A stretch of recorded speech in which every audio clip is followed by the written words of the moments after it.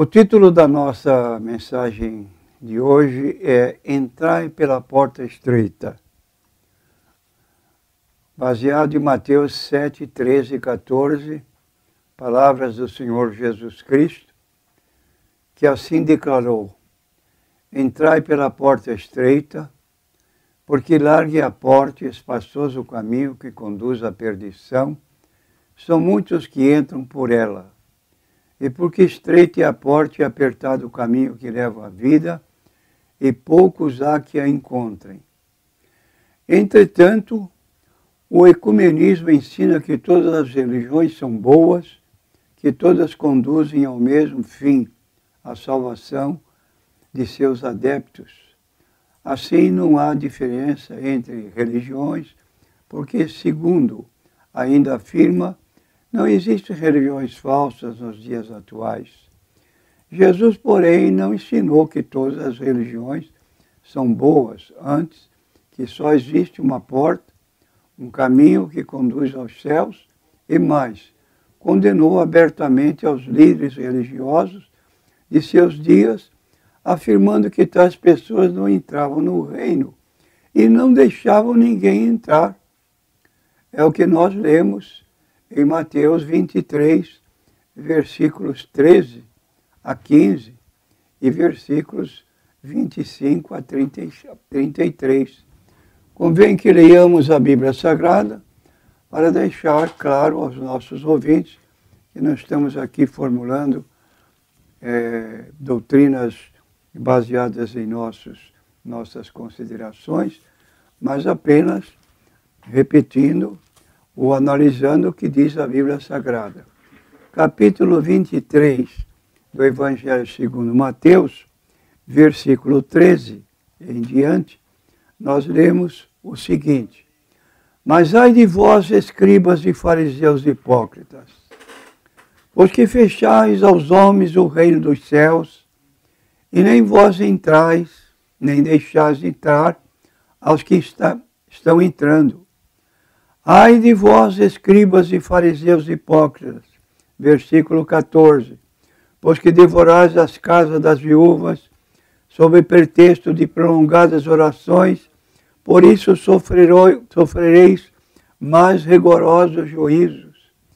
Versículo 15, ai de vós, escribas e fariseus hipócritas, pois que percorreis o mar e a terra para fazer um prosélito, e depois de o ter desfeito, fazeis filhos do inferno 2 vezes mais do que vós. Versículo 16, ai de vós, condutores cegos, pois que dizeis, qualquer que jurar pelo templo, isso nada é, mas o que jurar pelo ouro do templo, esse é devedor. 17, insensatos e cegos, pois qual é maior, o ouro ou o templo que santifica o ouro? E aquele que jurar pelo altar, isso nada é, mas aquele que jurar pela oferta que está sobre o altar, esse é devedor. Insensato, versículo 19, insensatos e cegos, pois qual é maior, a oferta ou o altar que santifica a oferta? E versículo 20, portanto, que jurar pelo altar, jura por ele e por tudo que sobre ele está. 21, e o que jurar pelo templo, jura por ele e por aquele que nele habita. E 22, e o que jurar pelo céu, jura pelo trono de Deus e por aquele que está sentado nele. Ai de vós, versículo 23, escribas e fariseus hipócritas, pois que dizimais a hortelã, o endro e o cominho, e desprezais o mais importante da lei, o juízo, a misericórdia e a fé. Deveis, porém, fazer estas coisas e não omitir aquelas. Versículo 24, condutores cegos, que quais um mosquito engolis um camelo. E assim nós temos essa palavra do Senhor Jesus Cristo nesse particular, contradizendo, naturalmente, se expondo contra essa forma de crer atualmente, que o ecumenismo ensina todas as religiões e todas são boas e que todas conduzem ao mesmo fim da salvação aos seus adeptos e que não há diferença entre as religiões, conforme nós já apontamos. Já na Bíblia Sagrada nós encontramos uma situação diferente.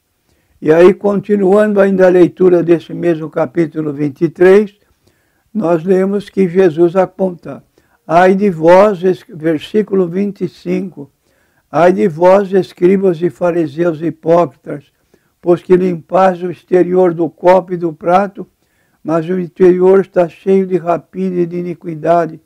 Fariseu cego, limpa primeiro o interior do copo e do prato, para que também o exterior fique limpo.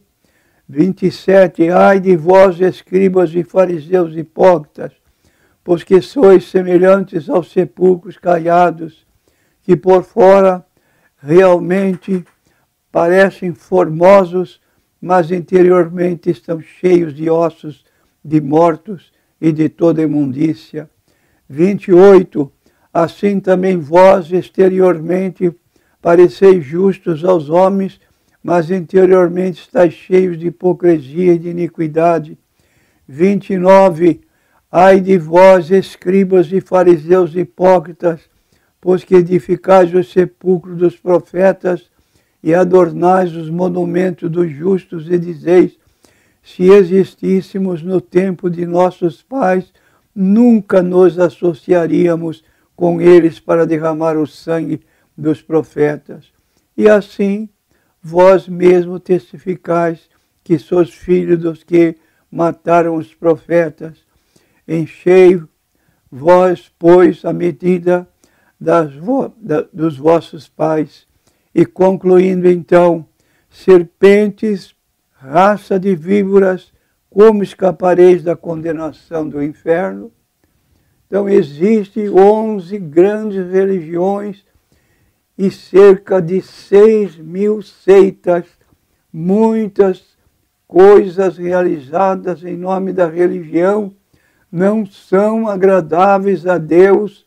A sinceridade não basta. O apóstolo Paulo era extremamente religioso, mas consentiu na morte de Estevão. E cada pessoa precisa indagar: estou adorando a Deus do modo que Ele aprova? Todos aqueles que dizem adorar a Deus devem estar alicerçados na Bíblia. Isaías 29, 13. Porque o Senhor disse: pois que este povo se aproxima de mim, com a sua boca e com seus lábios me honra, mas o seu coração se afasta para longe de mim, e o seu temor para comigo consiste só em mandamentos de homens em que foi instruído. João, capítulo 4, versículo 23. Mas a hora vem, e agora é, em que os verdadeiros adoradores adorarão o Pai em espírito e em verdade, porque o Pai procura tais que assim o adorem. Mateus 7, 21. Nem todo o que me diz: Senhor, Senhor, entrará no reino dos céus, mas aquele que faz a vontade de meu Pai que está nos céus. Versículo 22. Muitos me dirão naquele dia: Senhor, Senhor, não profetizamos nós em Teu nome? Em Teu nome não expulsamos demônios? Em Teu nome não fizemos muitas maravilhas? Versículos 23. Então lhes direi abertamente: nunca vos conheci, apartai-vos de mim, vós que praticais a iniquidade. De modo que, mediante a palavra de Deus, que é infalível, nem todas as religiões levam a Deus, de modo que precisamos estar dentro do que diz a Bíblia Sagrada. E a Bíblia Sagrada apresenta as duas portas e os dois caminhos. O provérbio popular diz: todos os caminhos levam a Deus. Mas há um provérbio muito superior que diz, Provérbios 14, 12, há caminho que ao homem parece direito, mas o fim deles são os caminhos da morte. Percebeu que no início deste provérbio a palavra caminho está no singular, mas no final da frase aparece no plural? Isto não é erro de concordância. O provérbio sagrado está mostrando que o dito popular deveria ser assim corrigido. Todos os caminhos do homem levam à morte.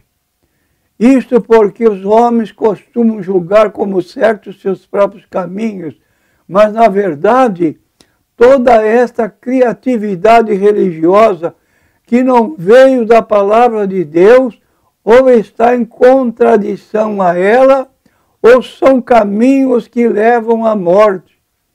Daí porque Jesus alertou: entrai pela porta estreita, porque larga é a porta e espaçoso o caminho que conduz à perdição, e são muitos os que entram por ela.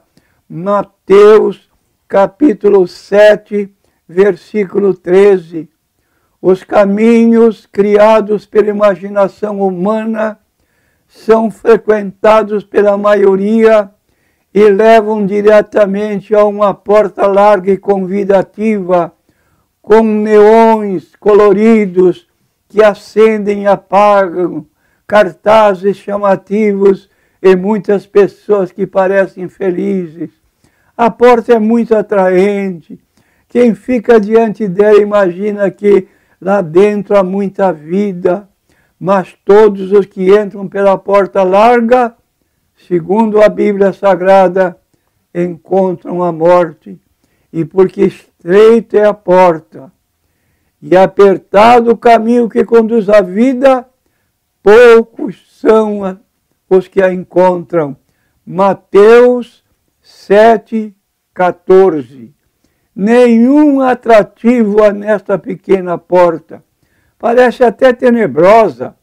Há nela a sombra de um monte que sugere uma caveira. São batentes, são banhados de sangue. Para passar por ela, por ser tão estreita, a pessoa tem que entrar ajoelhada. Poucos são os que se interessam por entrar pela porta estreita, mas todos que se esforçam para entrar pela porta estreita encontram a vida. É um paradoxo. A porta que parece ter vida é a da morte, e a porta que lembra a morte é a da vida. Cada pessoa é livre para escolher o que quiser, mas se a pessoa deseja viver, tem de escolher a porta certa. E para que uma escolha tão séria não ficasse dependente do discernimento de uns poucos iluminados, e para que ninguém corresse o risco de deduzir equivocadamente e escolher a porta errada, e até mesmo para que ninguém dissesse que era difícil escolher a porta certa diante de tantas opções religiosas, Jesus apontou para si mesmo e disse: eu sou a porta. Se alguém entrar por mim, salvar-se-á, entrará e sairá e achará pastagens. João, capítulo 10, versículo 9. Repetindo, Jesus disse de si mesmo: eu sou a porta. Se alguém entrar por mim, salvar-se-á, entrará e sairá e achará pastagens. João capítulo 10, versículo 9. Há algo sublime e inesgotável para se meditar sobre esta declaração de Jesus. Primeiro, eu sou. É o santo nome de Deus. Êxodo 3,14.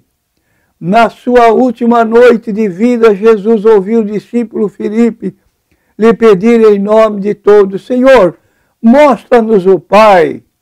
E Jesus respondeu: há tanto tempo que eu estou convosco que ainda não me conheceis. Quem me vê a mim, vê o Pai. João 14, versículos 8 a 10. Aí está, este é o mistério do Filho que é Pai, o Alfa e o Ômega, o princípio e o fim. Como homem, ele é o Filho de Deus, porque nasceu de mulher, mas no Espírito ele é o próprio Deus. Eu e o Pai somos um. João capítulo 10, versículo 30. Segundo, ele é a porta de entrada que livra da morte.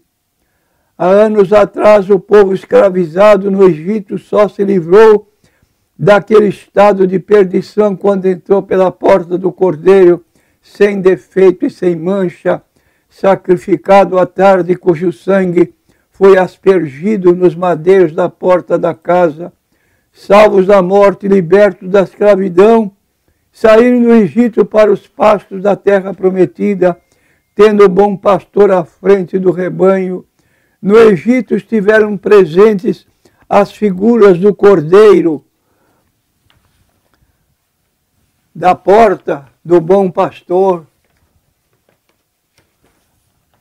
Esta magnífica trindade em um único Senhor.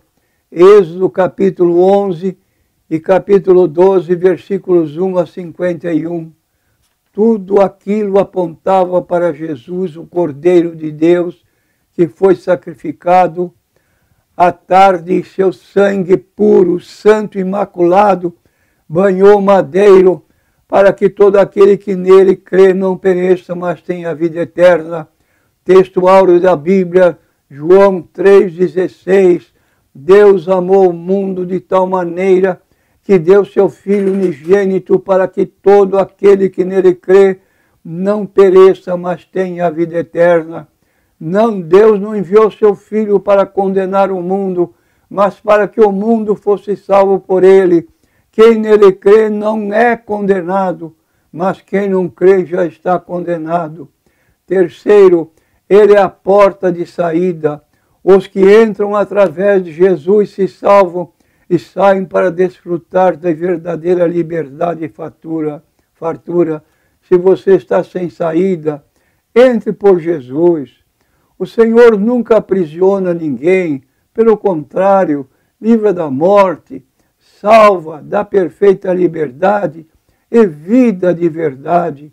Além de dizer: conhecereis a verdade e a verdade vos libertará.